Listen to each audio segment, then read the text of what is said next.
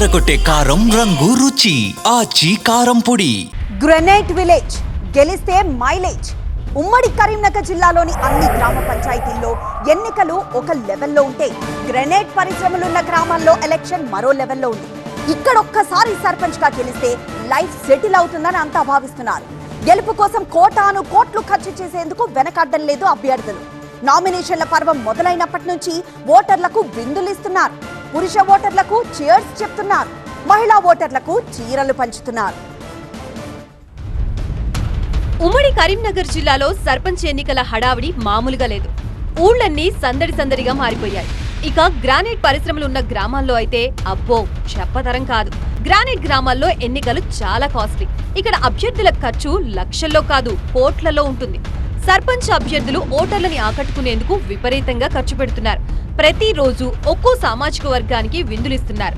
పురుష ఓటర్లను మత్తులో ముంచేస్తున్నారు. తాగే బాటిల్ మీద ఒట్టేసి చెప్పు కాక నీ ఓటు నాకేనని అంటూ మాట తీసుకుంటున్నారు. ఉమ్మడి కరీంనగర్ జిల్లాలో 360 క్వారీల్లో పనులు సాగుతున్నాయి.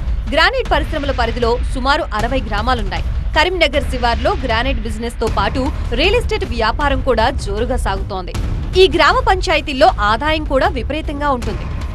నిధుల కొరత అన్న మాటే వినిపించదు. గ్రానైట్ పరిశ్రమలతో పంచాయతీలకు భారీగా ఆదాయం వస్తుంది. అందుకే ఇక్కడ పోటీ చేసేవాళ్లు కూడా భారీగానే ఖర్చు పెడుతున్నారు. ఇక్కడ పేద మధ్యతరగతి అభ్యర్థులు పోటీ చేయలేరు. ఎందుకంటే డబ్బు కోట్లలో ఖర్చు పెట్టాలి. మరి ఆఖరికి 2000 ఓట్లు ఉన్న గ్రామాల్లో కూడా కోట్లు గుమ్మరిస్తున్నారు. ఈ గ్రామాల్లో పుట్టి సిటీల్లో వ్యాపారాలు చేస్తున్న వారు కూడా సర్పంచ్ ఎన్నికల్లో నామినేషన్లు వేశారు. మొన్నటి దాకా లేని వరుసలన్నీ కలిపేసి అక్క, బావ, మామ అంటూ సందడి చేస్తున్నారు.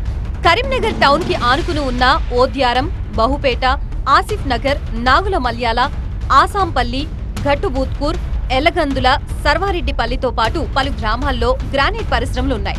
ఇక్కడ విందు రాజకీయం మహారంజుగా సాగుతోంది. ప్రతిరోజు ఏదో ఒక సామాజిక వర్గానికి విందిస్తున్నారు అభ్యర్థులు. కోట్లలో డబ్బు కుమ్మరిస్తున్నారు. రాజకీయ పార్టీలు కూడా తాము మద్దతిచ్చిన అభ్యర్థుల్నే గెలిపించాలంటూ ప్రచారంలోకి దిగాయి. అధికార విపక్షాలు కూడా ఈ గ్రామ పంచాయతీల్ని ప్రతిష్టాత్మకంగా తీసుకున్నాయి. గ్రానైట్ గ్రామాల్లో ప్రచారం సాధారణ ఎన్నికల కంటే ఎక్కువగా సాగుతోంది.